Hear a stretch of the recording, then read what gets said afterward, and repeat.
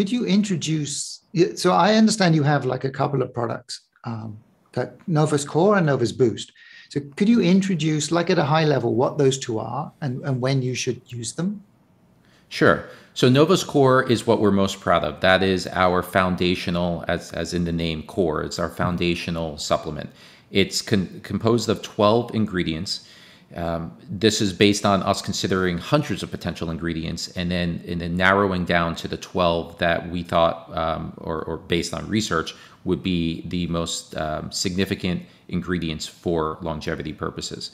And the filter that we put our ingredients through, you can find on our website. It's novoslabs.com/evidence. And there's actually 10 different requirements that we have. So a few of them I can mention. First of all, they have to have the ability to impact the hallmarks of aging. So there are oftentimes referred to 9 hallmarks. We actually added a 10th based on scientific literature, the belief that cross-linking should also be considered a mechanism of aging. So we look at the ingredients and make sure that they're impacting at least one, optimally more than one mechanism per ingredient. So overall, the entire supplement is impacting all 10 mechanisms of aging, and we're the very first product to ever do something like that. We also have to show that we extend lifespan in multiple species.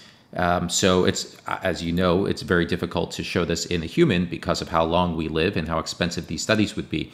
But if we can show that the ingredient extends lifespan in multiple species, that then hints at the likelihood of the pathway that's being impacted as being evolutionarily conserved. So if it's only in one single species, or you only tested in one species, who knows? Maybe that's a fluke. Maybe that's something that's genetically anomalous to that species. But if it's something that is shown in multiple species, then that increases the likelihood that it is something that we will see in humans as well. For example, mTOR is something that we see in practically all species. It's something that evolution has decided is important. And so that's an example of that. We need to show, ideally, that we reduce the risk of aging-related diseases in humans when humans take that specific substance. So, for example, take one of our ingredients, microdose lithium. Microdose lithium is an ingredient that is shown to have mood stabilizing properties, of course, but also people who consume it naturally in their water supply, which most of us with filtered water don't anymore. But when there's investigations of that in Japan, in Latin America, there's been a number of them, they find much lower incidences of Alzheimer's and Parkinson's disease. And then they also do animal studies to validate this and see the epigenetic changes that lithium can have on the animals and on humans as well. So I won't go through all of them. You can see on the evidence page on the NOVOS website. But NOVOS Core is what we recommend people take every day with a meal. I personally split it up because there are a couple of ingredients in there where it's ideal if you have it over a longer period of time, like, for example, calcium alpha-ketoglutarate, which we have 1.1 grams of in our supplement. So I'll have the first half of the supplement. I didn't mention this, it's a drink mix. So it's an orange flavored, naturally sweetened, 0-calorie drink mix that you can pour into your water and drink it with your meal. So I'll have the first half with lunch and the second half with dinner, for example. And then the other product, NOVOS Boost, is a booster to NOVOS Core. It is nicotinamide mononucleotide, or NMN. I'm sure a lot of your audience is familiar with that ingredient. And we see this as being an ideal ingredient to add on top of NOVOS Core. So then the question is, why did we not include it in NOVOS Core? It's because of a couple of reasons. One is the ingredient NMN is a very expensive ingredient, and we felt that it would have made NOVOS Core significantly more expensive, where it would have outpriced a lot of people, and we want to make NOVOS Core as accessible to as many people as possible. The second reason is that NMN doesn't have as much research behind it as the other ingredients we have in the NOVOS Core formula. So we wanted to see what the scientific verdict would be over the longer term. We're very convinced in NMN, but we wanted to give it some more time before we made it official, so to speak.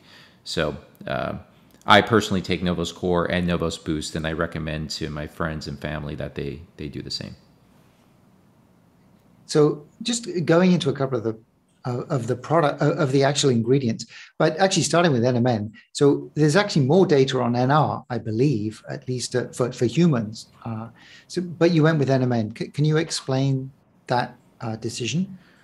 Sure. So a number of reasons why. So first of all, we need to zoom out and realize that NR does have more experiments behind it because it's, first of all, cheaper to synthesize. Second of all, there's patents around its creation, and there's corporate interest in trying to prove it out and to basically create marketing campaigns to say NR is a more powerful substance than NMN. But is it actually? NMN doesn't have a marketing budget behind it, right? There are companies that sell it, of course, but it doesn't actually have the same backing as a product like NR does. So then why NMN? Well, NR, first of all, when you look at how it's processed by the body, most of it, a majority of it is broken down in the stomach in the first place into nicotinamide, which, you can take niacin to get nicotinamide. And now niacin actually increases NAD plus as well. So that's something interesting to keep in the back of your mind, that if niacin is able to do it, how significant is it to see that NR is increasing NAD levels? Well, you would have to really compare the two in a study to see exactly how much each of them do it. And I don't believe anyone has ventured to do that. The second thing is that NR is oftentimes then, I shouldn't say oftentimes, it is additionally modified by the liver as well. So the amount of NR that makes it intact into the bloodstream is a very small proportion of the actual NR. NMN, on the other hand, it's been shown that there are carriers within the stomach that bring it into the bloodstream intact. Now, beyond all of that, you also have to just look at the evidence. For example, an expert in the field, Dr. David Sinclair, who studies NMN and NR, he personally elects to take NMN. And he doesn't combine it with NR. He takes NMN. And he's done studies with both. He's aware of what both molecules are. And he decided to take NMN on its own. So those are a few of the reasons why we decided to go with NMN over the NR.